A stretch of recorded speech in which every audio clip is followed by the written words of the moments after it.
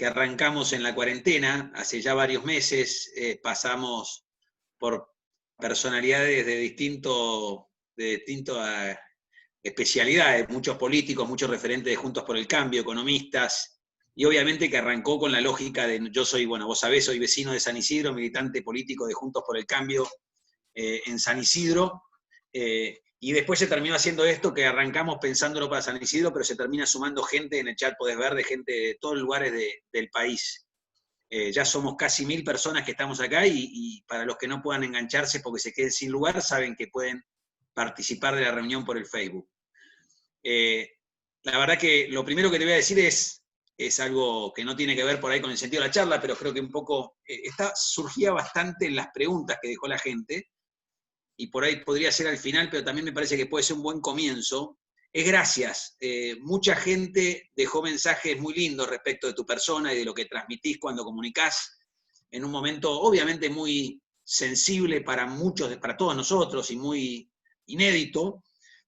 Y había muchos comentarios, mirá que leo siempre las preguntas que deja la gente, y voy a decir que en ningún caso me pasó de ver tanta gente que no dejó preguntas, sino dejó comentarios de elogio y de agradecimiento. Y la verdad que, entonces lo primero que te quiero decir, porque un poco lo sentimos todos, que antes de arrancar recién con un amigo charlábamos de que transmitís templanza, digamos, en momentos de zozobra, en momentos difíciles, transmitís mucha tranquilidad, y construís y comunicás no desde el miedo. Así que lo primero, por ahí está fuera del libreto y no lo tenía pensado decir, pero me surgió cuando me acordaba de las preguntas y una conversación que tuve con un amigo antes, es un sincero gracias por todo tu trabajo y además por comunicar lo que haces, que también es importante para alguien que está en el rol que vos estás. Así que lo primero que te quiero decir es muchas gracias de parte mía y seguro que muchos de los que están hoy escuchando en esta reunión.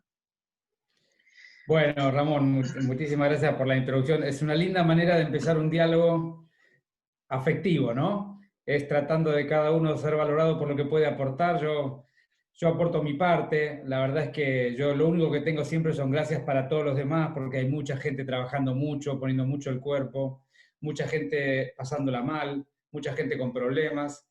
Y yo creo, como siempre digo, ¿no? Las pandemias son destructivas y rompen todas las dimensiones del ser humano, no solamente la sanitaria por la enfermedad en sí, sino la sanitaria por otras enfermedades. Enferman, las pandemias enferman de otras cosas. También generan mucho daño social, daño económico, daño afectivo, daño familiar. Es verdaderamente un trauma muy doloroso y esta pandemia tiene algo además inédito, que además de dolorosa es muy larga, muy difícil de gestionar porque hay poca información científica, es una enfermedad muy nueva, de manera que te diría que el componente más importante de la gestión sanitaria de la pandemia es crear los espacios de encuentro entre la comunidad, los líderes y los referentes y las autoridades, ¿no?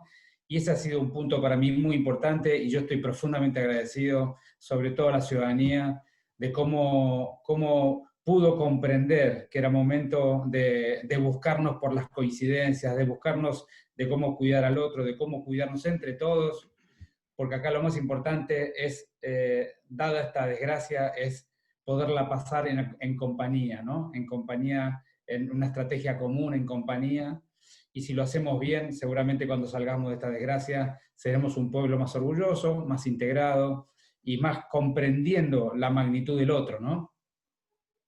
Muy bueno, gracias. Y seguimos en la parte afectiva personal. Bueno, si te acordás, pero yo te conocí por un común amigo que tenemos, que también funcionario y que, digamos, que tiene una composición física bastante grande, que yo siempre digo que es para tratar de que le entre el corazón que tiene, porque tiene un gran corazón. Y él fue el que te acercó al PRO, a Mauricio, en 2008, cuando vos eras director del Hospital Italiano, y te empezaste a involucrar con lo público. Pasaron 12 años de ese primer acercamiento con lo público. La pregunta que tengo es, ¿te imaginabas que ibas a estar en este lugar? ¿Te imaginabas esto cuando vos empezaste tu carrera de médico? ¿O la culpa es de Roberto Gigante, que es el común amigo, o el mérito es de Roberto? Bueno, antes de contestarte eso, déjame recordar también, por supuesto, Roberto, un gran amigo, que me acercó a este espacio y luego nos acercó a ambos, ¿no? Y recuerdo perfectamente el encuentro que tuvimos tan valioso para mí y vos fuiste tan sensible y tan comprensivo rápidamente lo que queríamos hacer en salud, que verdaderamente quedé maravillado con aquella reunión, ¿no? Y después nos seguimos vinculando a través de los proyectos del AMBA Salud y otras cuestiones que vinieron después. Pero yendo a tu pregunta concreta, en lo personal, yo nunca me imaginé obviamente que iba a pasar tamaña cosa como la que estoy pasando, pero digamos mi convicción por el cual yo decidí dejar mi desarrollo personal, que era muy bueno, yo me sentía muy bien, la verdad que era feliz en las cosas que hacía, estaba en una institución que de mi perspectiva la institución más prestigiosa que tiene el país y una de las más prestigiosas de Latinoamérica, donde hacía todo lo que me gustaba y estaba en un lugar muy, muy relevante, pero llegó un momento en mi vida que sentí que ya de alguna manera había hecho el camino de ida y me quedaba el camino de vuelta, ¿no? Yo tengo 57 años y como que tenía la sensación de que me quedaba un gran proyecto en la vida laboral para desarrollar y sentí que el lugar donde poner lo que me quedaba y lo que había aprendido, la energía que tenía, era el espacio público y no el privado. Y ahí fue cuando tomé la decisión, gracias a Horacio, que además me abrió un terreno tremendo, me dio toda la libertad, todo el apoyo político, personal. Pero la verdad que el salto al espacio público para mí fue muy relevante, muy importante, fue una decisión de vida. Y vine acá, como siempre digo, a dar. Es decir, no vine a buscar nada porque ya lo que yo quería tener ya lo tengo. Tengo mi familia, mi historia, mi desarrollo personal, mis compañeras de la vida, tengo las cosas que tengo que tener, digamos. Vine a este espacio a dar porque la vida me dio un montón de cosas a lo largo de todo el tiempo y bueno, y venía a dar, pero no me imaginé que me iban a pedir tanto en tan poco tiempo, digamos. De golpe me encontré con un escenario, es que tengo que buscar en mi alacena herramientas, recursos y energías que no me imaginaba que iba a tener que poner, honestamente. Vine a acompañar un proceso de Horacio y me encontré sacando todo lo que tengo de mí. Y la verdad es que, bueno, es muy intenso. Es muy difícil explicar lo que uno vive acá, pero es muy intenso. Pero en el fondo estoy en paz conmigo mismo, que estoy haciendo lo que quería hacer. Bueno, me alegro mucho. Nosotros estamos muy contentos de que estés acá haciendo este trabajo, porque de verdad, y esto tiene que ver por ahí con el comienzo, y ya nos metemos en la charla, tiene que ver, se nota mucho que lo que haces sale del corazón. Y yo creo que en las personas eso es muy evidente, y en el caso tuyo es muy evidente, y eso hace que generes empatía con todos nosotros, digamos, que por ahí, bueno, yo tengo la suerte de conocerte, pero muchos no, y generan empatía con vos. Y voy ya entrando en la cuarentena, la pandemia, el coronavirus, la primera pregunta tiene que ver, preguntaban cómo estaba el sistema de salud cuando arranca esto en marzo, y cómo está hoy. Uno creería que estábamos preparados, no estábamos preparados, estamos mejor, o sea, ¿cómo sentís vos que está el sistema de salud preparado para este momento en el que estamos obviamente en un momento de contagios alto? Mira, yo te diría genéricamente, el sistema público de salud de la ciudad es el sistema público más robusto que tiene la Argentina, ¿no es cierto?, en términos de sistemas públicos, pero decididamente adolecía de un montón de problemas estructurales. Y yo diría, los problemas estructurales, tanto tecnológicos como edilicios o de procedimientos, son cuestiones que se pueden arreglar con relativa facilidad. Yo tal vez lo que identifiqué en el sistema público como mayor problema es una cierta sensación de falta de horizonte en los trabajadores, ¿no? Mucha gente de enorme dedicación, de enorme trayectoria, profesionales de altísimo nivel, que a la mañana están allí, a la tarde trabajan en otros espacios, pero básicamente encontré un sistema como que no tenía un rumbo acordado. Cada uno de los subgrupos, hospitales o centros tenían una cierta iniciativa, un cierto destino, pero no había un sistema que funcionara en ese sentido, ¿no? Así que lo primero que vimos es esa necesidad, empezamos a trabajar en ello y nos cayó la pandemia. Cuando nos cayó la pandemia, digamos, lo primero evidente era que la infraestructura de la ciudad no estaba lista para atender tamaña dificultad. ¿Qué quiere decir eso? Esta pandemia es una pandemia que ataca muy rápidamente, en muy corto tiempo, y genera una magnitud, una oleada de problemáticas sanitarias que rompe todas las líneas, tanto la línea ambulatoria, la de la guardia, estudios complementarios, la de las PCR, la de internación general, terapia intensiva, rompe todas las líneas. Es una pandemia que puso de rodillas a los sistemas públicos de salud más potentes del mundo. Digamos, ustedes no sé si lo saben, pero el sistema público de salud del norte europeo, el sistema público de salud de Barcelona, de Madrid, el de Londres, son los sistemas públicos más prestigiosos del mundo, sistemas que todos tratamos de copiar para poder seguir ese camino. Y todos incumplieron en su responsabilidad de dar una calidad asistencial oportuna, de calidad y humana. Incumplieron en algunas de las líneas, pero incumplieron.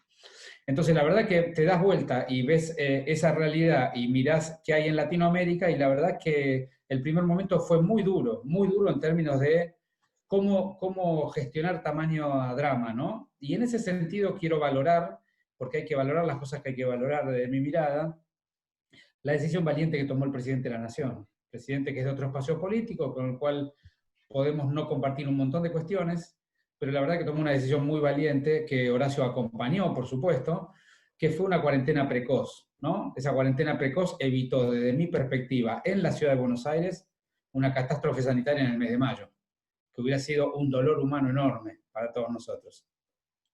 Ahora, claramente, eso nos permitió reforzar el sistema. Después vuelvo a tu pregunta original para contar un poco qué hicimos. Permitió reforzar y fortalecer el sistema y prepararlo para atender, pero nos trajo un nuevo desafío que estamos aprendiendo todos los argentinos, porque no hay otro país que tenga esa experiencia, a cómo andar, es cómo se gestiona esta pandemia con una curva de casos muy alta o por venir, como le está pasando a algunas provincias, y 6 meses de cuarentena con una ciudadanía que ya no puede acompañar como acompañó al principio, por razones económicas, sociales, afectivas, emocionales, de la salud mental, no importa. Y ese es el gran desafío argentino, que ojalá, así como caminamos hasta ahora, que tratamos de entendernos y encontrarnos a pesar de las diversidades, ojalá seamos capaces de transitar esta parte que queda, todavía entendiendo que es más importante en una pandemia las cosas que nos vinculan a las cosas que nos separan. Porque de eso va a depender cómo pasemos esta última parte. Y yo hago enormes esfuerzos por entender, comprender, no responder, no reaccionar a todo tipo de comportamiento indebido, de todo tipo de roles sociales en este momento, porque necesitamos líderes que sean capaces de absorber la energía negativa y que dé espacio para la luz de una construcción común, al menos en la pandemia. Luego vendrá la política, el año electoral, las cuestiones que todos conocemos, ¿no? Pero a mí me parece muy importante ese punto. Y volviendo a tu pregunta original, nosotros, para que tengan una idea, los 34 hospitales públicos porteños, entre los 34, tenían 140 camas de terapia intensiva. Ustedes saben que las camas de terapia intensiva son muy exigentes, primero por la infraestructura física que tienen que tener. Requieren motores de compresión de aire, acceso a oxígeno líquido, que son instalaciones complejas, requieren instalaciones eléctricas con generadores en paralelo porque no se puede cortar la luz. Es decir, son una tecnología de una infraestructura que no es la cama, el respirador o el monitor, ¿no? Y segundo, tienen el mayor limitación es el recurso humano. Requiere un recurso humano hiper sofisticado, sobre todo de enfermería y de médicos, pero remarco lo de enfermería que poca gente valora, pero la enfermería en la terapia intensiva es el 70% del resultado clínico del paciente. Y ese nivel de sofisticación de recurso humano no estaba. Imagínense que por cada cama de terapia intensiva, para que ustedes tengan una idea, por cada cama de terapia intensiva son, fíjense, una enfermera atiende 2 camas de terapia intensiva y son 6 turnos a la semana, es decir que hay 6 enfermeras por cada 2 camas, son 3 enfermeras por cama, de un personaje súper sofisticado, con mucha experiencia y demás. Entonces, todo eso fue un enorme trabajo que hicimos a lo largo de abril, mayo, junio, mientras los casos no subían. Llevamos las 140 camas de terapia intensiva a 565. 565. Es la jurisdicción que, digamos, que más multiplicó proporcionalmente su infraestructura física, ¿no? Y también pusimos 14 laboratorios de biología molecular, que es la máxima tecnología en laboratorio hoy por hoy, para poder hacer PCR en todos los hospitales públicos porteños de atención de adultos, de generales de adultos, ¿no? Entonces, y después un montón de cosas, montamos 20 guardias de emergencia, llaman UFUS, para atender a las personas con fiebre, para que no vayan a guardia común y no enfermen. Montamos 38 dispositivos territoriales, porque esta enfermedad se pone de manifiesto todas las circunstancias de la sociedad y rápidamente enferma a los más pobres, a los que tienen más necesidades, a los que viven más hacinados. Entonces llevamos pusimos 38 dispositivos territoriales en todos los barrios populares de la ciudad y en todos los barrios formales de la ciudad, donde tenemos hoy por hoy 2.400 personas trabajando todos los días en el territorio. Nos vinculamos con todas las organizaciones sociales, con la iglesia, que ha hecho un trabajo encomiable. No me alcanzan los días para agradecerle a la iglesia, a las organizaciones, todo lo que han hecho de acompañarnos puerta a puerta, vincularnos con la ciudadanía, darnos ese vínculo de confianza que ellos tenían y transferirnos al sistema de salud para que nos permita entrar en las casas, hacer los hisopados. Nos crean cuando los invitamos a venir a los hoteles, que le íbamos a cuidar a la familia que quedaba del otro lado. Que de desarrollo humano le íbamos a acercar la comida, un cuidado general a la familia, en fin, es larguísimo el cuento, no los quiero agobiar, pero el trabajo que ha hecho todo el gobierno de la ciudad en general, y este ministerio en particular, en estos 3 meses, hemos puesto 5.000 camas de hoteles a disposición, hemos tenido voluntarios de todos los ministerios del gobierno a manejar hoteles, imagínate, el conserje, el que le lleva la comida, el que se ocupa y le cambian las sábanas, todos chicos que trabajan en el gobierno. Sí, y Entonces, te cuento una cosa, Fernán, sí. con chicos de acá de San Isidro, yo tomé al principio, manejamos uno de estos hoteles, así que lo pude ver con los repatriados, cuando arrancaban los hoteles, uno de esos primeros hoteles ahí en Callao, me acuerdo, no recuerdo el nombre del hotel, estuvimos ahí recibiendo a los que viajaban y hacían la cuarentena de 14 días en la ciudad, que obviamente era también muy traumático porque todavía no tenía tanta conciencia de lo que significaba la cuarentena y no les resultaba cómodo que desde el avión lo llevaras a un hotel. Y sin embargo, nada, se pudo hacer ese trabajo. Yo vi cómo trabajó el gobierno de la Ciudad de Buenos Aires para acompañar a cada una de esas personas. Así que definitivamente. Imagínate que pasaron 50.000 personas. La semana pasada cumplimos 50.000. 50.000 personas que albergamos en hoteles que son de otros y que los tomamos nosotros sin ninguna experiencia y les dimos el cuidado cotidiano a todas esas personas. Es decir, el esfuerzo en esta pandemia es infinito. Y yo, antes de engancharme acá, estaba enganchado con un Zoom con toda la gente de los dispositivos territoriales y se te caen las lágrimas de ver las cosas que hacen. Es realmente increíble. De manera que, nada, a mí, por eso cuando empezábamos agradeciendo, yo solamente tengo para agradecer a todo el mundo de lo que veo hacer, y también tengo para decir que camino todo el día a la calle, en los hospitales, en los territorios, y hay un dolor infinito en la ciudadanía. Y hay que ser muy respetuoso de eso. Muy bien.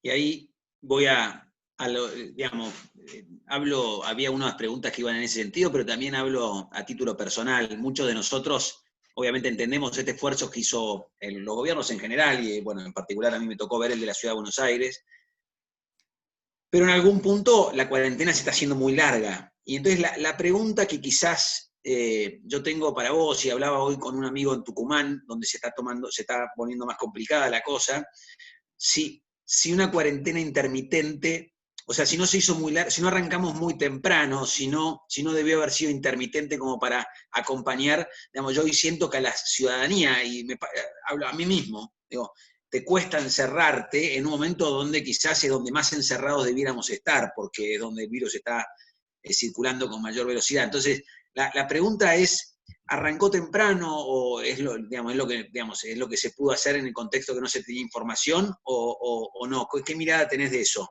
Se hace para toda la familia, para la gente mayor, yo tengo hijos chicos, se hace duro para todo, para mí también, pero para los chicos, para los más grandes. Sí, efectivamente. Digamos, acá hay una cosa que es importante decir. Nadie tiene información científicamente válida para decir qué es mejor que qué. Porque no hay ningún experimento científico que tome un pueblo y haga una estrategia y otro pueblo similar y haga otra y vea cómo le va a ambos. Con lo cual, todo lo que voy a decir es mi propia decodificación de la realidad, mi propia interpretación con una mirada muy sistémica, que es una típica mirada mía que trato de integrar todas las dimensiones siempre en mi mirada, ¿no? Y yo te diría así, la cuarentena precoz desde mi perspectiva fue muy apropiada, hubiera sido muy doloroso para todos nosotros lo que hubiera pasado aquí. Hay que mirar la ciudad de San Pablo, la ciudad de Guayaquil, en parte lo que pasó en Santiago, aunque Santiago tenía una infraestructura diferente, para entender lo que pasó en Manaos, lo que pasó en Bolivia, lo que hubiera pasado en Buenos Aires si no hubiéramos hecho lo que hicimos. Ahora, dicho eso, después, si hubiera tenido que ser intermitente o cómo tendría que haber seguido, no tengo una respuesta técnica, solamente tengo una opinión. Y tan válida como la de las, no sé, 990 personas que estamos dialogando, ¿no? Así que no quiero tener más razón que ninguno de los que está allí escuchando. Pero yo voy a decir mi sentir, mi parecer. Yo creo que digamos, las decisiones, la evolución real de lo que sufra un pueblo por una pandemia depende más de la mitad, yo hablo así genéricamente, 70% del comportamiento ciudadano y no de las políticas públicas de la cuarentena. Entonces, el gobierno, así como los políticos, el gobierno de los políticos está en la ciudadanía al momento de votar, el gobierno de las pandemias está en el comportamiento ciudadano al momento de decidir. El problema es que la ciudadanía no tiene, hay mucha asimetría entre lo que yo sé y cada uno de lo que nos escucha sabe. Entonces uno dice, bueno, entonces decidí vos que sos el que sabe. Pero yo sé de la pandemia, pero no sé de la vida de cada uno de ustedes. Y a cada uno le duele en un lugar diferente. Entonces acá el secreto me parece a mí es, primero, los gobiernos, ser lo más transparentes, honestos y visibles posible. Así todo lo que digas te descoloque políticamente, que es lo que yo he tratado de hacer. He contado en cada momento lo que vi, más allá de que por parte de las cosas que dije me castigaron. ¿Por qué es eso? Porque más allá de lo que la gente piense de mí, lo más importante en la pandemia es lo que cada uno haga. Y nadie va a poder tomar buenas decisiones si no sabe perfectamente lo que está pasando. Ese mensaje de transparencia, de claridad, no es fácil, porque hay muchos programas de televisión, muchos programas de radio, mucha gente que necesita ocupar el espacio y mucha gente diciendo muchas cosas. Entonces llega mucho ruido en el mensaje. Y eso es lo que yo más noto y que más me duele. ¿Entendés? Cuando vos decís, no asusten necesariamente, pero adviertan que la cosa es difícil,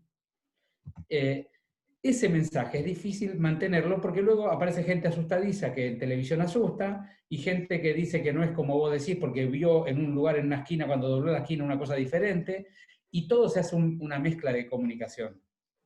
Pero yendo un poco a tu planteo, tu pregunta original, yo creo que es así. La forma de salir de la cuarentena es con más ciudadanía. Entonces, la forma en que los gobiernos podamos desandar más rápido es que todos sepamos lo que está pasando y todos aprendamos a cómo hacer lo que necesitamos hacer de manera cuidada. Porque, y ese fue un debate político que tuvimos en varias oportunidades en cada discusión de cuarentena. ¿Por qué? Porque obvio que la mejor manera de que nadie se enferme es quedarnos todos en casa, pero eso no es posible. Entonces lo que tenemos que encontrar es, para cada persona, hay personas que dicen, yo necesito salir a caminar. Otro que dicen, yo necesito ver a mi madre. Otro que dice, yo necesito salir a trabajar. Otro que dicen, yo necesito encontrarme con mis amigos. Bueno, a ver, si somos, todo eso se puede hacer de manera segura. El punto es que mucha gente lo hace de manera no segura. Entonces nosotros decimos, si vas a salir a caminar, salí a caminar al espacio abierto, ponete tapabocas, ponételo en serio. Yo fui el otro día alrededor del hipódromo y vi mucha gente con el tapabocas mal puesto. ¿Y qué necesidad hay de ponérselo mal? ¿Qué necesidad hay de ponérselo abajo de la nariz? Entonces ahí es información, yo te cuento, abajo de la nariz no funciona. No es que te funciona en la boca, no funciona nada, porque por la nariz entra y sale lo mismo. Entonces, aprendamos a usar el tapaboca. Cuidémonos a 2 metros de distancia cuando salimos afuera. Si vos vas a caminar por el hipódromo y hay una nube de gente caminando, salí de ahí, andate a la vereda de enfrente, no camines por ahí. Entonces, estos son los comportamientos ciudadanos que nos van a permitir desandar más rápido. Si vos necesitas ver a tu madre, y es indispensable que la veas, podés verla a 2 metros de distancia, los dos con tapabocas, en el jardín o en un lugar público. No es que no la podés ver. Por supuesto que si la necesitas abrazar es un poco más difícil. Aunque te digo que en algunos países del mundo han construido unos plásticos con brazos que te permiten abrazar. Pero busquemos la forma, no rompamos las reglas, solamente busquemos la forma de hacer lo que a nosotros necesitamos hacer de manera cuidada. Vos necesitas salir a trabajar, salí a trabajar. Busquemos la forma de que no uses el transporte público, anda caminando, anda en bicicleta, anda en el auto, anda en el monopatín, anda como puedas, pero no te tomes el colectivo, es peligroso. No tomes el tren, no tomes el subte, es peligroso. Y cuando estás en el trabajo, abrí las ventanas. Hace frío, abrigate. Abrí las ventanas. No estés con más de 3 personas en un lugar cerrado. No es tan difícil. El problema es que somos 15 millones de personas en el AMBA y no todos cumplimos esto que estoy diciendo. Porque si todos lo cumpliéramos, si vos vas a tomar el colectivo y el colectivo hay mucha gente, tenés que llegar tarde al trabajo. No, llego tarde, me subo igual. Y esas son decisiones que cada uno de nosotros tiene que tomar. Entonces, ¿cómo tenemos que hacer para desandar esta cuarentena? Podemos maltratar a las madres de los funcionarios, de la mía, de la del presidente, el jefe de gobierno, del gobernador, pero con eso no vamos a resolver el problema. Es en la medida que cada uno de nosotros sea capaz de hacer esto de manera segura, sobre todo las personas de mayor riesgo, de mayores de 60 años, pero sobre todo de 70, tengan mucha precaución, que en general son los que más precaución tienen, tengo que decirte. Tengan mucha precaución. Nosotros vamos a poder desandar más rápido y sobre todo, lo más lindo de todo, vamos a hacer una sociedad que vamos a tener mayor construcción ciudadana. Y ese es el punto, no decir a mí no me importa, o el otro que te dice vos sos un tarado. Desde el maltrato individual no vamos a construir nada. Sí, exacto. Me parece que vos dijiste algo, Fernán, que por lo menos yo creo que es la clave, es no asustar demasiado, pero tampoco minimizar. Es decir, esto no es una gripe normal, esto tampoco es que tenemos que estar todos en nuestra casa, porque eso tampoco nos da salud en el sentido amplio e integral. Entonces, me parece que manejar ese equilibrio, y por eso vuelvo al comienzo, y va a parecer que es muy melosa esta reunión, pero digo, creo que vos en tus intervenciones, cuando me tocó escucharte, y poco lo que sentimos muchos de acá, es que pudiste combinar las dos cosas, esa sensibilidad con los momentos, digo, mi madre es un caso, digo que mi madre tiene muchos hijos, tiene una familia grande, y no, digamos, si yo la encierro a mi madre 5 meses, no, sé que la pago, o sea, que la hago infeliz durante un periodo muy largo de tiempo, que además no tenés la fecha en cuándo va a terminar. Pero tampoco subestimar que el coronavirus es un virus inédito, que tiene algunas características, yo no soy médico ni entiendo nada de medicina, pero que algunas características que hacen que la situación que estamos viviendo es bastante particular. Entonces me parece que ese equilibrio entre tener la precaución y no subestimar el virus, pero a la vez no asustarnos ni paralizarnos, es por donde va, me parece, el camino. Decididamente, la comunicación tiene que ser empática, pero honesta y transparente. Y lo que hay que decir honestamente es que esta es una enfermedad tremenda, que ha golpeado todos los países del mundo, sobre todo golpea más fuertemente en Latinoamérica, porque es una enfermedad que se filtra por las inequidades de la sociedad. Corre mucho más rápido en las sociedades que tienen mucha inequidad, porque corre por la pobreza, por el hacinamiento, y de la pobreza al hacinamiento, a través de los trabajadores esenciales, llega a toda la comunidad. Entonces, es una enfermedad muy difícil, que por supuesto que tiene una tasa de letalidad relativamente baja, pero tiene tal penetración en la sociedad y corre tan rápido que, como yo dije, puso de rodillas a los grandes sistemas de salud del mundo. Imagínense lo que haría con el nuestro. Ahora, dicho esto, lo que hay que decir es que no es una cuestión, digamos, el peor mensaje es guardémonos todo hasta que pase, porque la vida es la vida, y esta parte de nuestra vida es así. Entonces, vivamos nuestra vida en este periodo. Ahora, vivir la vida en este periodo significa cambiar la forma en que vamos a vivir, sin resignar las cosas más importantes de nuestra vida, que son nuestros afectos, nuestro día a día, nuestra creación y desarrollo de proyectos y de cosas que nos llenan, y sobre todo también nuestra capacidad de mantener nuestra dignidad en base a nuestra autonomía económica, que es tan importante como todas las dignidades que tenemos. Entonces, hay forma de hacer eso. ¿Cuál es? Vuelvo a insistirte. Hay, para cada una, digamos, globalmente tenemos que salir lo menos que podamos. Globalmente tenemos que salir lo menos que podamos.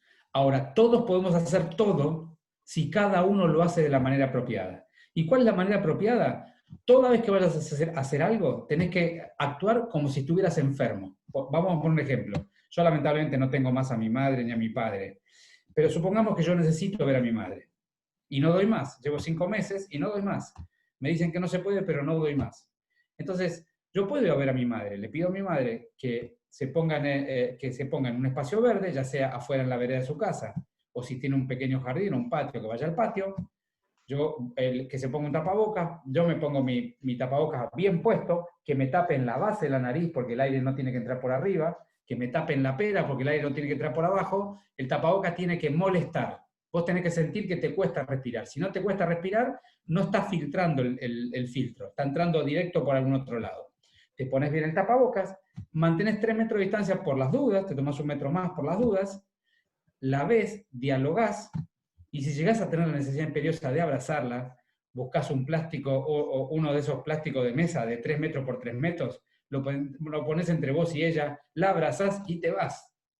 Entonces no es que no se pueden hacer las cosas, lo que pasa es que, ¿cómo se hace para definir una política pública así? Yo no puedo aprobar eso para toda la ciudadanía. Lo que quiero decir con esto es, hay que cumplir normas generales y cuando uno las va a incumplir después de 6 meses, que hay que entender que la gente necesita incumplirlas en algún punto, o porque hay gente que tiene que ir a laburar, o porque tiene que abrir el negocio, por lo que sea, cuando la tiene que incumplir, lo que la persona que va a incumplir la tiene que entender, que tiene que saber al detalle de cómo lo tiene que hacer para no correr riesgo. Porque lo que no podemos hacer es considerar que, o no comprender este punto, que es un punto muy delicado, y déjamelo explicar bien. Siempre el ser humano viviendo en sociedad tiene que saber combinar el interés individual con el interés colectivo, porque si no tenés que vivir solo en el medio del campo. Vos, tu interés personal, tus libertades personales, tus derechos personales se comprenden dentro de un interés colectivo. No es que se ceden, sino se comprenden dentro de. Porque vos no podés pasar el semáforo en rojo o no podés ir a 200 kilómetros por hora porque es un interés colectivo, no porque a vos te vaya a pasar algo. Claro. Entonces, acá el tema es que esta enfermedad nos ha impuesto un valor de lo colectivo que rompió el equilibrio entre lo individual y lo colectivo. ¿Por qué? Porque si se enferma otro, nos enfermamos todos y no se para nunca la enfermedad. Y eso es la cuarentena. Ahora, esa desproporción, ese cambio de equilibrio entre lo individual y lo colectivo, no puede sostenerse por una decisión, digamos, de la autoridad, y menos aún se puede sostener por mucho tiempo. Entonces, la forma de respetar los colectivos, valorando lo individual, es aprendiendo en lo individual cómo adquirir nuevamente tu autonomía sin violar lo colectivo. Es un nuevo aprendizaje. Y eso es lo que tenemos que hacer ahora para caminar estos 3 meses que nos quedan. Es cómo seguir adquiriendo autonomía y los derechos individuales, pero cuando los vas a hacer valer, no desentenderte en lo colectivo. Cosa que yo con mucha frecuencia veo que no se desentiende, pero algunas cosas ves que decís, qué pena, esto no es así. Está claro. Está claro. Muchas gracias, Fernán. Por ahí la siguiente pregunta tiene que ver más, ya nos metemos a lo que está pasando en los diarios hoy. La pregunta es, ¿ya pasamos por fin el pico? Digamos, que hablamos mucho tiempo del pico. ¿Cuál es el grado de ocupación que tienen las camas en la ciudad y en el AMBA? ¿Cómo tiene que ser? ¿Cuáles son los pasos ahora para ir de a poquito recuperando esa normalidad y ese ejercicio de derechos individuales sin menoscabar los derechos colectivos, como decía recién? Bueno, nosotros en la ciudad, que es lo que yo más conozco, digamos, en términos epidemiológicos en la Argentina, yo te diría así. Esta es una enfermedad que entra en una ciudad, le tarda 4 o 8 semanas en distribuirse en una cantidad suficiente de personas, hacer lo que se llama la circulación comunitaria, y una vez que arranca allí es muy difícil de detener. Vos podés disminuir la velocidad, podés evitar que haga un pico muy alto, que es un poco lo que ha pasado en la ciudad, ¿no? Evitamos un pico muy alto, pero nos ganamos una meseta muy ancha, lo cual es una demostración, por un lado, del éxito y por otro lado, del desgaste que te genera estando tan ancho, ¿no es cierto? Pero digamos que es una enfermedad que tiene su evolutividad a lo largo de 3 o 4 meses, que en la ciudad de Buenos Aires empezó más precozmente y está mucho más evolucionada. En la provincia de Buenos Aires yo diría que tiene como andanadas, el primer cordón es una cuestión, el segundo cordón es otra cuestión y el tercero será otra, y en el interior del país medio que va al ritmo del segundo o el tercer cordón, ¿no es cierto? Entonces lo que vamos a ver es muy diferente en los diferentes territorios de la Argentina a lo largo de los próximos 3 o 4 meses. En la ciudad de Buenos Aires en particular, que es lo que yo puedo explicar mejor, que es lo que conozco bien, me distraigo porque voy viendo todos los comentarios y preguntas que van apareciendo abajo y me cuesta mantenerme enfocado, pero digamos, en la ciudad, te diría así, nosotros tenemos un sistema de salud que está preparado para atender la curva que tenemos y la evolución epidemiológica que pareciera que vamos a tener. Nosotros creemos que ahí en la ciudad ya no vamos a pasar una situación que hemos visto en otras partes del mundo, lo que no quiere decir que no vaya, digamos, que no vaya a pasar momentos de tensión, sobre todo considerando que el sistema de la ciudad es un sistema que atiende a la ciudad y a buena parte del conurbano. De manera que es posible que cuando el conurbano termine evolucionando los 3 cordones, la ciudad tenga que volver a hacer un esfuerzo suplementario para atender y acompañar a los ciudadanos que lo necesiten. Por eso es que nosotros en la ciudad en este momento estamos dando una semana de descanso a todas las personas rotativamente para que se preparen para un derrotero un poco más largo, ya no tanto de la ciudad, sino considerando a la realidad de la Argentina en general y poniendo la ciudad a disposición del resto de los ciudadanos del interior, porque esta pandemia requiere que todos colaboremos. Así que si hace falta en algún momento, algunas áreas del interior van a pasarla mal, en términos de que tal vez la infraestructura no les alcance, y nosotros queremos estar disponibles para ayudar en la manera que podamos. Está bueno, gracias Fernán, muy, muy claro y me parece que nos sirve a todos. La siguiente pregunta, y yo después ya voy a siempre en como te contaba antes de arrancar, primero me olvidé de mencionarlo, él lo mencionó cuando dijo que salía a caminar por el hipódromo, que Fernán es vecino de acá de la zona, técnicamente San Fernando, pero de muchos años en San Isidro. La pregunta que antes bueno, te estaba contando que después abrimos al micrófono a algunas personas, tratamos de que puedan hacer algunas preguntas. La siguiente pregunta surgió recién en los comentarios y cuando se inscribieron, tiene que ver con la vacuna. Y la vacuna genera, para todos los que no sabemos nada de medicina, un montón de preguntas. A mí me surge, digo, la vacuna, ¿es un negocio? ¿Es una solución? ¿Es las dos cosas? ¿Tiene que ser obligatoria? ¿Es normal que digamos, yo me imagino una vacuna tiene todo un proceso de aprobaciones que tiene que ver con asegurar que no genere efectos adversos y que además dé resultado?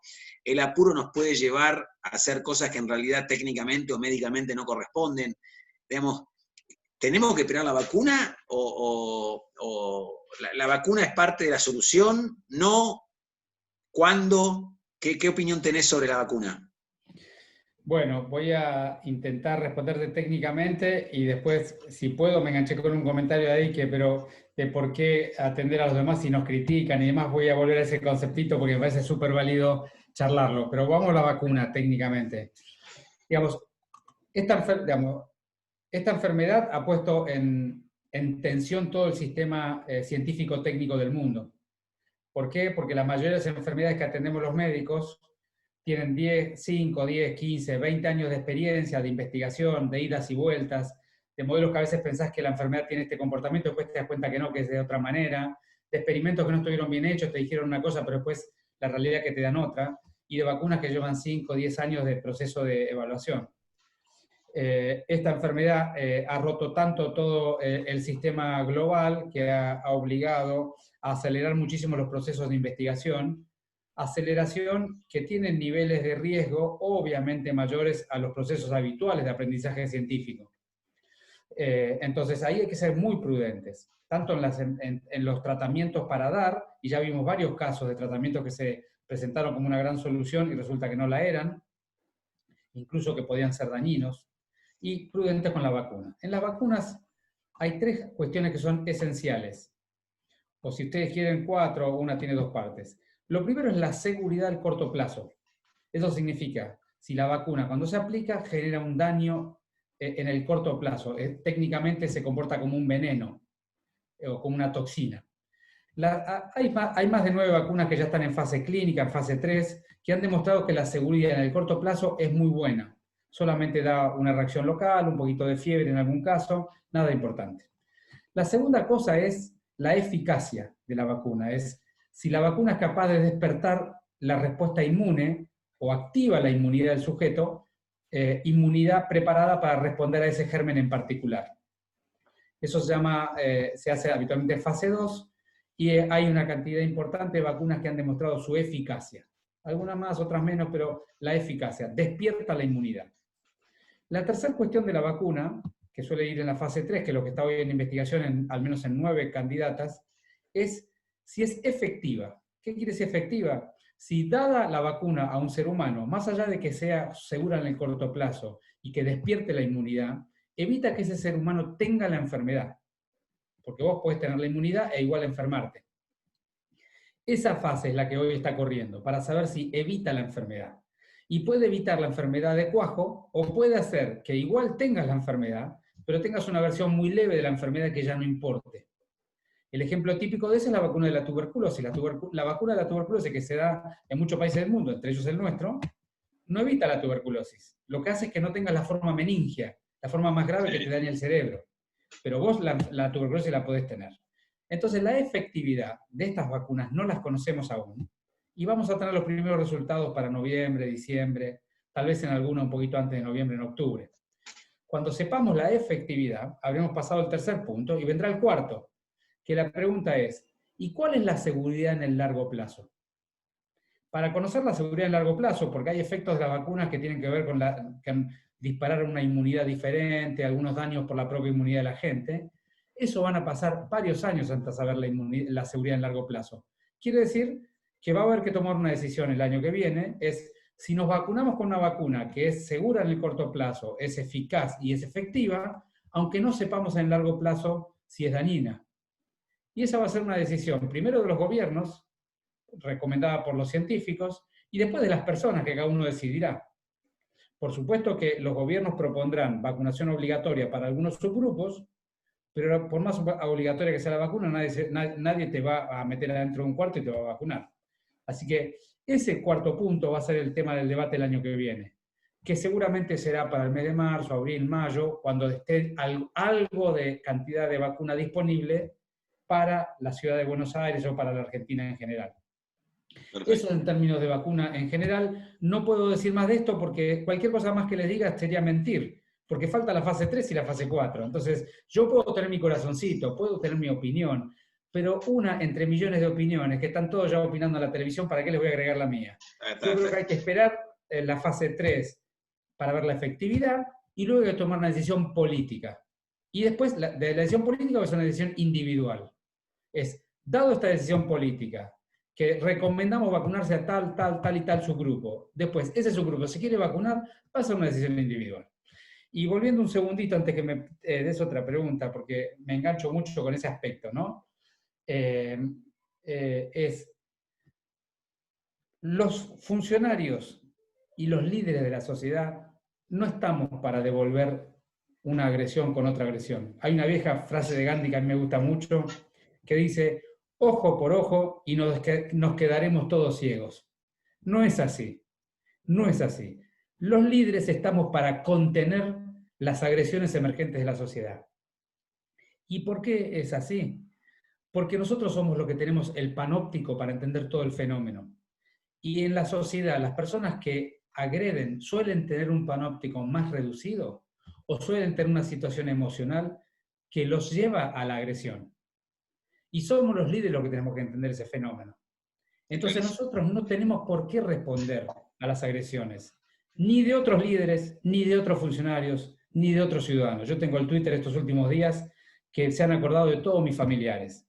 Me han dicho de Mengele hasta asesino, hasta una cantidad de cosas. Es lo que emerge de la sociedad. Eso es lo que somos como sociedad y es en la sociedad donde decidimos vivir. Si no nos gusta, hay que irse a otro lado. Me parece que lo que hay que hacer es contener esa agresión, esa parte oscura que le sale a la gente cuando se asusta y darle la oportunidad de la reflexión. Y ojalá todos reflexionemos y salgamos mejor de esta. Es la sociedad que tenemos, es emergente la sociedad que tenemos, o nos gusta, nos vamos para otro lado, o tratamos de hacer lo que creo que vos estás haciendo, que es tratar de hacer de docente o explicar o tratar de mostrar que hay que poner la otra mejilla y que no hay que devolver, o sea, no tenemos que generar un círculo, una espiral de violencia que claramente no nos lleva a nada, donde además obviamente se mezcla a veces con la política y empantana algo que es una cuestión sanitaria delicada con una cuestión política que la Argentina tiene una situación política delicada y eso hace que el escenario para resolver la cuestión sanitaria sea mucho más complejo, porque vos no hacés, no ensayás medidas para la situación sanitaria disociada de todo el resto de las cuestiones que están pasando en la sociedad en un determinado momento. Y eso hace que la complejidad sea todavía mucho mayor. Así es. Pero hay que considerar que las pandemias vienen a poner en valor el valor de la vida y de la salud. Entonces, el momento de la pandemia es el momento de buscar las coincidencias. Luego tendremos los momentos de los procesos eleccionarios, el momento de mostrar las diferencias de mirada para que haya una opción y que la gente opte con su voto o con su forma de actuar. Pero este no es el momento para eso. Está clarísimo. Y hago, antes de por ahí abrir el micrófono, alguna pregunta al público. Estamos, como había muchas preguntas y yo tomé nota, no vamos a hacer tantas preguntas del público, pero por ahí te hago, ya más en lo personal, a Fernán, le digo, Fernán, estás hoy acá, estás en una situación muy particular, inédita, y que no te hubieras imaginado estar. Estás teniendo mucha visibilidad y mucho conocimiento público que no tenías antes de comenzar la pandemia. ¿Cómo sigue la carrera profesional o política o vocacional, voy a decir mejor, que me parece que más profundo, más completo, de Fernán Quirós? ¿Sabés cómo sigue? ¿No te interesa pensarlo ahora? Sí, no Sos tengo un ni... tipo inteligente, sos un tipo inteligente que piensa mucho.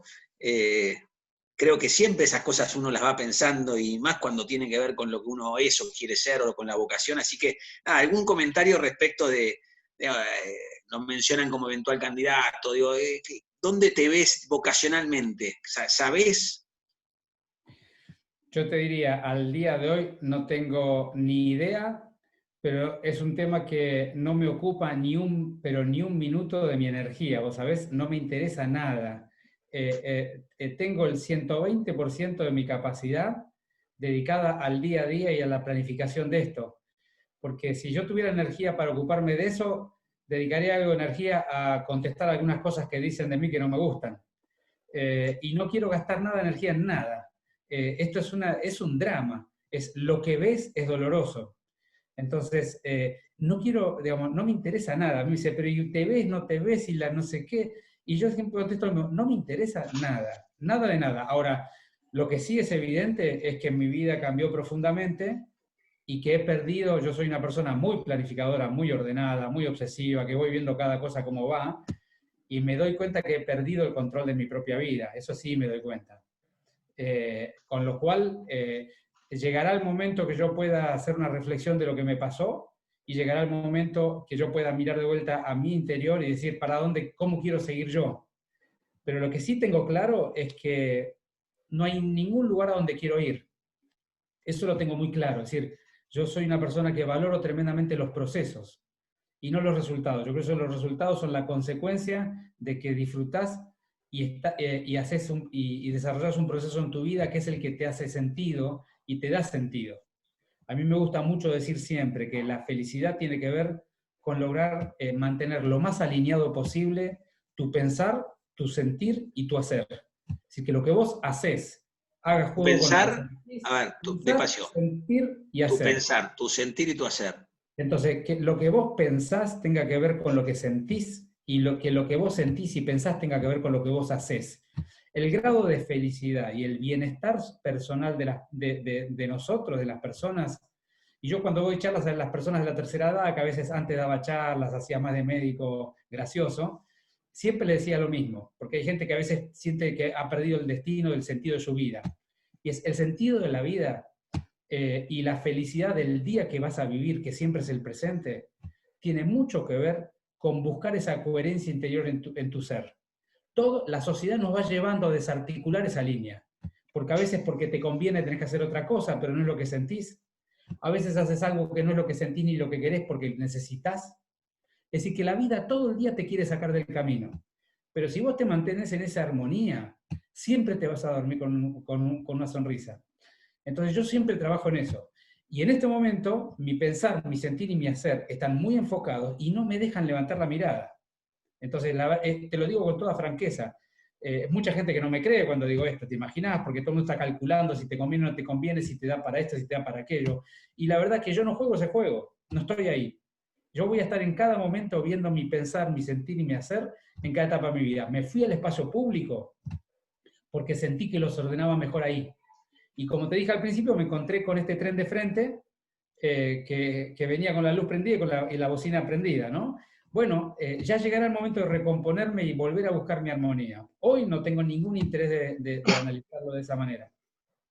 Te agradezco y me gusta algo que decís, que yo coincido con esto que decís vos, que la clave es los procesos y disfrutar los procesos. O sea, yo tampoco me compro esto de de que, bueno, es un sacrificio que hago porque quiero dar a la sociedad. Por supuesto que siempre está eso también en la vocación pública, pero sobre todo cuando uno está en el pensar, en el sentir, en el hacer, cuando uno es consistente con ese deseo y cuando yo lo llamo estar en eje, uno es más feliz, uno disfruta el camino, disfruta el proceso y uno es más fructífero como persona, digo, como florecen y creo que para muchos de nosotros sentimos eso, vemos eso en vos, o sea que es un proceso en el cual te está permitiendo mostrar todo esto que sos y que representás y que en lo que comunicás y en la forma que comunicás no es una cuestión de coaching, sino es una cuestión de que estás centrado en el pensar, en el sentir y en el hacer. Voy a abrir el micrófono, justo tenía una persona marcada, que es María Martini, pero no se fue, justo vamos a ir a Marcelo Alonso, nos va a dar para algunas poquitas preguntas. Marcela Alonso, acá en este proceso a veces demora un poquito más de la cuenta, pero hay que tener un poquito de paciencia, yo voy aprendiendo en esto de disfrutar el proceso, esta es parte de... A ver, Marcela. Oye, ¿cómo hago? Marcela, ¿cómo estás? Sí, buenas noches. Mirá, yo soy de Córdoba, te hablo acá desde la ciudad de Córdoba, y la verdad estoy muy impresionada por todo lo que está contando el doctor Quiroga. Quiero felicitar por los increíbles valores que está transmitiendo, y la verdad es lo que necesitamos de personas que están poniendo todo en la cancha, están poniendo todo de sí por esta lucha, realmente por una enfermedad, pero por todos los valores que él transmite. Y yo creo que es impresionante los valores que transmite, impresionante cómo nos da ánimo, cómo nos da esperanza de que de esto se puede salir con tranquilidad, estar enfocado realmente en su trabajo, en cuál es el camino. La verdad, yo solamente quisiera que, disculpen que quizás ponga esto en el tapete, pero a nivel nacional no nos da tranquilidad. Los dirigentes del Ministerio de Nación no nos están dando tranquilidad, a pesar de que sé que ellos también estarán atravesados por miedo y todo lo demás, pero a nivel nacional se está mezclando mucho la política, mucho.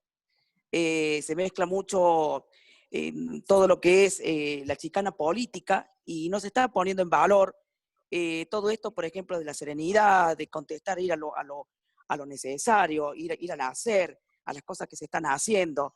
Y bueno, por eso lo quiero felicitar al doctor. Bueno, y la verdad, yo soy una ciudadana de Juntos por el Cambio y para mí, bueno, me siento orgullosa de estos dirigentes. También Ramón de vos, que nos mostrás poder hablar con muchos dirigentes de Juntos por el Cambio y saber que, bueno, que realmente tenemos que recuperar esa parte de la República que se ha perdido. Veo que se está deteriorando de manera terrible todos los días un poco, pero que hay una reserva y que la gente ya no nos estamos callando, ya no estamos teniendo tanto miedo y estamos manifestándonos. Y así participando quizás en estas reuniones virtuales, porque para eso también ha servido esta pandemia, estamos poniendo de pie algunos valores que parecen... porque por ahí ustedes recién mencionaron el tema de la prensa y bueno. Perdón, para que dé tiempo para alguna otra pregunta más. Si querés le dejamos hacer por ahí algún comentario a Fernán respecto a lo que preguntaste o alguna pregunta en concreto. Sí, no, yo agradecer y que siga trabajando y que sigamos todos trabajando por estos valores que representan una nueva Argentina. Creo que responder... Gracias a vos. No, gracias, Marcela. Perdóname que te corto, pero somos muchos, por eso, perdóname. Sí, por favor. Un comentario. No tengo mucho más para agregar a lo que dijo Marcela, comparto plenamente lo que ella dice. Tenemos que ir aprendiendo como ciudadanía. La cultura de la Argentina tiene que evolucionar. Eso no es ni una revolución, porque eso es muy doloroso, ni quedarse donde estamos. Tenemos que evolucionar. Y para eso me gusta decir, necesitamos personas que digamos, adultos significativos, gente que sea digna de ser copiada. Necesitamos gente que ilumine una forma distinta. Ejemplaridad. Exactamente, que vos digas, mirá esa persona lo que está haciendo, me gustaría ser así. ¿Eh? Y necesitamos eso, gente que ilumine un camino, que no sea de uno o de otro lado, aquellos y nosotros, sino que salga de ese plano, que ni siquiera esté en el medio, no estamos buscando la Corea del Centro porque no existe, sino que salgamos de esa dimensión y vamos a otra. Y si pensamos un país donde busquemos algunos consensos y respetemos a los otros, y vamos por ese camino. Bueno, gracias. Ahora le voy a parar a Helio, que también pasó preguntas por el chat. Helio, vamos a ver si... Gracias, Marcela. Ahí está Helio. Hola. Hola. Sí, ¿qué tal? Hola, ¿cómo ¿Me estás? escuchan? Bien, Sí, te escuchamos. ahí me voy a conectar con... A ver si ahora me escuchan mejor. Sí, te escuchamos, dale. ¿Se escucha bien? Ah, bueno. Bueno, muchas gracias por dejarme preguntar. Cortito, te voy a pedir nada más, porque ya estamos... Sí, trataré de ser cortita y concisa. Tengo Gracias. algunas preocupaciones que son, en un principio se había planificado horarios para que la gente mayor, que considerada de mayor riesgo o con algunas enfermedades pudieran hacer sus trámites, salir a la calle, y en este momento toda esa gente está en verdad sin poder salir para nada. Entonces, bueno, un poco si hay algún plan como para que las personas que están en riesgo puedan salir a la calle, teniendo en cuenta que después de tantos meses encerrados sin tomar sol, sin ver gente, van perdiendo en cierta forma su salud mental y física, ¿no? La fortaleza física, para no ser autorreferencial. Bueno, de todas formas tengo casos personales en los cuales veo el daño psicológico en ya mayores de 80 años, es muy probable que sea irreversible. Después, otro de los temas que me preocupa es que, si bien no tengo hijos chicos en edad escolar, tengo también amigos muy preocupados por sus chicos que tienen que empezar el colegio, y se está hablando y pensando en protocolos para que los chicos vuelvan a las clases, pero con distancia, sin tocarse, con barbijo. Yo por lo menos no escuché otro tipo de planteo, y me parece bastante preocupante pensar o planificarlo solamente, digamos, como única alternativa, ya que me parece que... Perdón, Sí, Helio, ok. perdón. Está claro las dos Listo. preguntas. Si querés, vamos a esas dos preguntas para que respondan. Te pido Dale. disculpas. ¿De dónde sos, Helio? Soy de Buenos Aires, del partido de San Martín. Perfecto. Y bueno, volviendo al tema, para cerrar el tema de los niños, si no les puede perjudicar el hecho de estar juntos sin tocarse o verse, que es algo, una actividad normal. Natural de los chicos, ¿no? absolutamente. Y si la vacuna, si existiera alguna de las vacunas que llegan acá, Son tres si preguntas, se la Helio. aplicaría.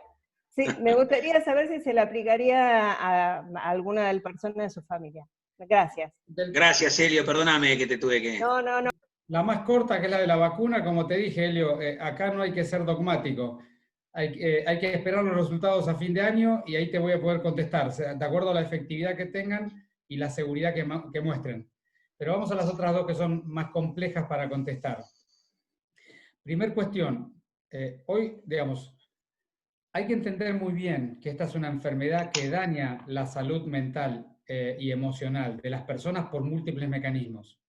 Algunos que tienen que ver con las limitaciones que las políticas públicas le ponen a la gente, como salir a visitar y todo lo que vos dijiste, y otras que desde mi perspectiva son poco valoradas o poco reflexionadas, pero son muy importantes, que es con la dificultad que tenemos los argentinos en general, las personas en general, los argentinos en particular, de gestionarnos en la incertidumbre.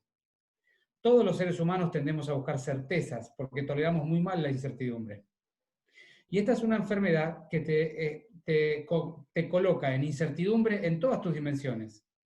En si vas a poder trabajar, en si vas a perder el trabajo, si te van a aumentar el sueldo, si vas a poder ver a tus familiares, si te vas a morir, si va a morir un amigo, si te van a enfermar los chicos, si te va a enfermar el padre, el abuelo. Es decir, te rompe todos los niveles de certidumbre que vos fuiste construyendo a lo largo de tu vida para operar en el día a día. Vos salís todos los días a trabajar cuando no hay pandemia y no te preguntás si se va a morir tu madre, si se va a enfermar tu hijo, si vas a perder el trabajo, todo junto no te lo preguntás. Entonces hay que tener mucho cuidado porque todos estamos muy dañados, porque esta es una enfermedad que nos ha puesto en un lugar de incertidumbre plena en todas nuestras dimensiones. Y la cuarentena además fortalece ese daño. ¿Por qué te digo esto? Porque si vos sos un ciudadano porteño, por ejemplo, hoy casi todas las cosas que vos estás diciendo que te dañan, las podés hacer. Después vamos a la escuela y los niños. Pero casi todas las podés hacer, con algunos cuidados, por supuesto. Pero ¿a quién le va a preocupar si para ir a tomar un café a la esquina te tenés que poner un barbijo? Digamos, no es un gran daño a tu operatoria diaria. Y sin embargo la gente en la ciudad sigue angustiada. ¿Y por qué? Porque no nos confundamos. La angustia no deviene de la cuarentena la fortalece a la angustia. La angustia deviene que hace 6 meses estábamos todos en nuestra zona de confort de la vida, teníamos nuestros planes, nuestra familia, nuestros amigos, nuestra forma operativa de vivir el día a día, y un día apareció un chino y dijo, muchachos, se acabó. Ahora todo el mundo, todo lo que tenía, lo tiene en tela de juicio. Entonces hay que saber entender el fenómeno. No es solamente ir desandando las cuarentenas, sino es ir entendiendo empáticamente que vamos a pasar un proceso social de un daño social irreparable, que va a ser más irreparable cuanto peor lo procesemos al daño. Eso es un primer punto que es muy importante. Y volviendo a lo de las cuarentenas, entonces hay que ir desandando, pero no te creas que cuando te dejen salir o ir a visitar a tu mamá vas a estar mejor. Vas a seguir tan golpeada como antes, con algunas libertades mayores. Y si no entendemos eso, no nos vamos a curar como sociedad. Punto número 2, el tema de la escuela y los niños. Es un tema muy delicado, porque el daño al neurodesarrollo es irreparable, como bien decís vos. Parte de ese daño es irreparable. Y también es cierto que los niños se enferman con mucha facilidad, llevan la enfermedad a cada una de los del aula a su casa y desparraman por 40 familias en un solo día, una enfermedad que genera un daño irreparable en las familias a donde volvió el niño. Porque no todos los niños viven con gente joven. Hay niños que viven con padres que tienen enfermedades y otros niños que viven con padres o abuelos que pueden enfermarse gravemente. Entonces, ¿qué quiero decirte con esto? Nadie tiene la respuesta correcta, Elio. A mí lo que me sorprende es que haya gente que hable con tanta certeza que nos quiera enseñar qué es lo que hay que hacer. Y yo creo que la primera persona que se sienta con certeza de esto es básicamente un ignorante. Es un escenario muy complejo, que es dilemático, es todo lo que haces genera daño. Todo lo que haces genera daño. Abrir la escuela genera daño, cerrar la escuela genera daño, abrir parcialmente la escuela genera daño, o llevar la escuela con los barbijos genera daño. Todo genera daño. La pregunta es cuál es el menor daño posible. Y la forma de resolverlo no va a ser creyendo que cada uno de nosotros tiene la verdad. Y ese es el debate que tenemos hoy con Nación. Todo genera daño, pero empecemos por el mayor daño irreparable que tenemos. Vayamos a buscar a los más vulnerables, vayamos a buscar a los chicos que hemos perdido del vínculo escolar, porque probablemente esos niños hoy estén en la calle, hoy estén en la pandilla, en el grupito, hoy estén cambiando el destino de su vida hacia otro lugar. Y es hoy el momento que hay que ir a buscarlos. Ahora, claramente, si llevamos 6.000 chicos a la escuela, obvio que vamos a correr un riesgo epidemiológico. Por supuesto que sí. La pregunta es, ¿del riesgo dónde lo vamos a sacar? ¿Es mayor o menor? Bueno, necesitamos aprender eso. Necesitamos andar. Necesitamos dialogar, evaluar las cosas que hacemos, medir científicamente lo que vamos haciendo. Lo que no podemos hacer es sentarnos en una poltrona y decir, acá hay pandemia, no se mueve nada. Porque eso significaría creer que alguien tiene la verdad. Y en esta situación, donde el comportamiento social es mucho más importante que el comportamiento o las decisiones sanitarias, el comportamiento social es tan variable que nadie puede decir que sepa qué va a hacer la gente. Y por lo tanto, tenemos que aprender y dialogar. Bueno, te agradezco, Elio y Fernán, y ya vamos cerrando, pero te hago un comentario respecto de las escuelas. Yo uso el ejemplo del Colegio Santo Domingo Sabio en La Cava. Son 1.300 chicos que van todos los días. El 25% no tuvo contacto con la escuela durante la cuarentena, o sea, 25% de las familias en realidad no tuvo contacto, el 50% tuvo un contacto muy esporádico, o sea, muy infrecuente, muy poco continuado, y solo uno de cada 4 chicos tuvo un contacto más o menos asiduo con la escuela. Digo, claramente, en situación de marginalidad, en situación de pobreza, eso tiene un daño y hay que mirarlo, hay que atenderlo y hay que trabajar sobre eso. Y un poco, yendo al comienzo de la cuarentena, yo me acuerdo que en Twitter escribí algo de que lo que tenemos que buscar es minimizar el costo social de este virus, no de una mirada que no sea ideológica y que entienda que no hay una dimensión de la vida humana, sino que la vida humana tiene un montón de dimensiones, de la dimensión espiritual, la dimensión cultural, la dimensión social, y la dimensión sanitaria, pero que eso es un componente de un montón de otras cosas que son importantes balancear. Y ya, para cerrar, acá tenés, bueno, ahora casi 900 personas, estamos en horario que siempre terminamos y ya algunos se fueron a cocinar, parece. Tenemos 900 personas, otras 200 o 300 por Facebook. ¿Qué mensaje nos decís después de 5 meses y pico de cuarentena? ¿Cuál es la reflexión, un mensaje cortito por ahí que nos querrías decir? Se me ocurre decir que estamos pasando un trauma social crónico muy doloroso que va a generar, y nos está generando mucho daño a todos, que sería poco inteligente. Primero, lo importante es cómo lo transitemos, cómo nos cuidamos, como ya dije, y segundo, sería poco inteligente pasar este dolor tan difícil y tanto daño sin reflexionar y aprender. Todos los dolores en la vida nos han enseñado. No puede ser que que es un dolor además de individual, social, no nos enseñe. Y hay cierta tendencia por el debate que veo de perder oportunidades de aprendizaje. Entonces yo digo, hay 3 dimensiones mínimas que deberíamos reflexionar. Tenemos larga cuarentena y tiempo para reflexionar. Hay 3 dimensiones que deberíamos reflexionar en este periodo. Y las voy a pasar muy rápidamente. Es, primero, nuestra relación con la naturaleza, con la tierra, nuestra relación con el entorno, con lo natural. No puede ser que sigamos creyendo que esta forma de vincularnos con la naturaleza y con el modelo productivo mundial es la forma apropiada, porque ese es uno de los motivos por los cuales estamos donde estamos ahora. Entonces, primer punto, nuestro vínculo con la naturaleza. ¿Cómo vamos a hacer como seres humanos para los próximos 1000 años de vincularnos con la naturaleza, que es el hábitat donde vivimos? Segunda dimensión, nuestro vínculo con el otro, nuestra capacidad de comprender esa combinación de nuestro ser dentro de un ser superior o superador o integrador que es el ser social. ¿Cómo nos vamos a vincular? ¿Cómo nos vamos a relacionar? ¿Cómo vamos a resolver nuestras diferencias? Necesitamos reflexionar sobre eso, porque parte del daño de la pandemia va a ser mayor si no somos capaces de aprender este punto. Y por último, nuestra reflexión interior, nuestro vínculo con nosotros mismos. Es cómo queremos ser, qué cosas queremos valorar. Nos pasamos años y años corriendo atrás de un futuro mejor en términos laborales, de posición social, de economía, y resulta que cuando paramos 4 meses nos dimos cuenta que lo más lindo que teníamos era abrazarnos con los amigos, con nuestra familia, con nuestros seres queridos. Entonces, es evidente que en las 3 dimensiones estábamos confundidos.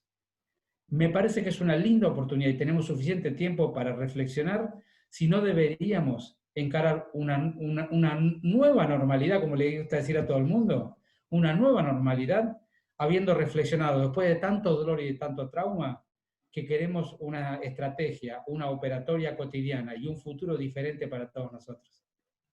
Agradezco, me encantó y creo que nada, tiene que ver mucho con lo que tratamos de representar en estos ciclos de charla que estamos haciendo. Me parece que el desafío es salir mejores, y no salir mejores como comunidad, como conjunto, sino vamos a salir mejores si cada uno de nosotros sale mejor, y creo que, como vos decís, a todos la cuarentena nos da la oportunidad de generar más espacios para mejorar sobre esos 3 vínculos. Yo sobre todo rescato el segundo, ¿no? El de las personas y la dimensión interior de uno y la dimensión personal. Así que te agradezco, Fernán. Agradezco también, que me olvidé mencionar al principio, a concejales que hay de San Isidro acá presentes. La vi a María Feldman, y la vi también a Fabiana Rosasco. y a otros dirigentes que escuchan estas charlas, aunque no necesariamente son de mi pago chico de San Isidro. Así que te agradezco mucho, siempre recuerdo una vez que lo tuve que consultar a Fernán en su calidad de médico por un tema de un hijo mío, y esta humanidad que él transmite en esta charla y con este tema de la pandemia también la tuvo conmigo cuando tuve que hacerle una consulta médica con respecto a un hijo. Así que la verdad, eterno y agradecimiento, y como yo soy un tipo que creo en la providencia, creo que es providencial que haya tocado esta cuarentena o esta pandemia, este virus, con vos como ministro de Salud de la ciudad. Así que de corazón, muchas gracias a vos y no te canses. Seguí dando el buen combate, seguí dando la pelea, te necesitamos, y siempre con esa templanza que muestra que estás conectando el hacer con el sentir, el pensar con el sentir y con el hacer. Así que te agradezco muchísimo, muchísimo, y a los que están acá, todavía somos más de 800, la próxima charla es con Carlitos Melconian, el próximo jueves a las 7 de la tarde, así que los esperamos. Y nada, Fernán, muchas gracias. Acostumbramos en este momento a abrir los micrófonos para darte, de los 1000 personas que estamos acá, un gran aplauso y un sentido agradecimiento. De pie, doctor. Un lujo, Fernán. Gracias. Gracias por todo su esfuerzo. Cuídate, Fernán. Gracias. La pregunta por Gracias a todos. Gracias, Ramón. Por favor. Gracias por la ayuda.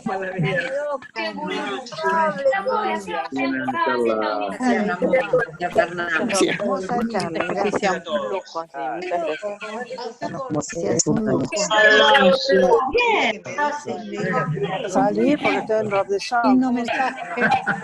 Muchas gracias.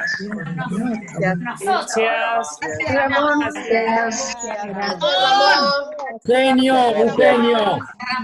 Gracias a todos. Gracias, Ramón. Muchas gracias por todo. Muy buena charla. Gracias. Gracias a todos. Profesional. Ramón. Muchas gracias. Hola, Polak. Hola.